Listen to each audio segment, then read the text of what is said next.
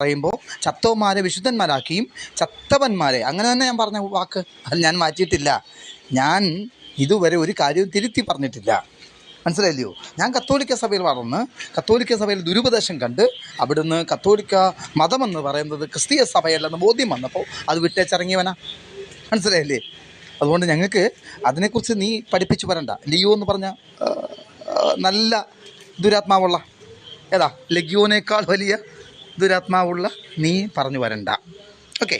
പിന്നെ ചത്തവന്മാരെ ആരാധിക്കുന്നവരാ നിങ്ങൾ, ചത്തവന്മാരോട് പ്രാർത്ഥിക്കുന്നവരെ നിങ്ങൾ ചത്തവന്മാർ. മനസ്സിലായി? ജീവിച്ചിരിക്കുന്നവരെ അല്ല നിങ്ങൾ വിശുദ്ധരായിട്ട് കാണുന്നത്. ചത്ത് മണ്ണടിഞ്ഞു കഴിഞ്ഞ് വർഷങ്ങൾ കഴിയുമ്പോൾ നിങ്ങളുടെ പോപ്പെന്ന് പറഞ്ഞാൽ കോപ്പിന് തോന്നുമ്പോൾ വിശുദ്ധനായി പ്രഖ്യാപിക്കുന്ന, അല്ലേ? അവനാരടാ വിശുദ്ധനായി പ്രഖ്യാപിക്കാൻ? ദൈവം ഒരുത്തനെ വിശുദ്ധനായി പ്രഖ്യാപിക്കാൻ പറ്റുള്ളൂ, നിനക്കൊന്നും പറ്റുകയില്ല. മാത്രമല്ല വിശുദ്ധന്മാരെ ഇന്ന് അപ്പോസ്തലനായ പൗലോസും പത്രോസും യോഹന്നാനും യാക്കോബും വിളിച്ചത് ആരെയാ? ദൈവസഭയിലെ അംഗങ്ങളെയാണ്, ജീവിച്ചിരിക്കുന്ന സഭാ അംഗങ്ങളെ. നീയൊക്കെയോ ആരെ വിശുദ്ധന്മാരെന്ന് വിളിക്കുന്നത്? ചത്തുപോയോമാരെ, അല്ലേ? അപ്പോൾ ദുരാത്മാവ് ബാധിച്ച ആർക്കാന്നുള്ളതും ദൈവാത്മാവിന് വിരുദ്ധമായി ഇത് പ്രവർത്തിക്കുന്ന ആരാന്നുള്ളതും നമുക്കറിയാം. അതുകൊണ്ട് ലിയോ, നീ ഇങ്ങോട്ട് ഉപദേശം പറയാണെങ്കിൽ വാക്യത്തിൽ നിന്ന് കൊണ്ടുപോവാ.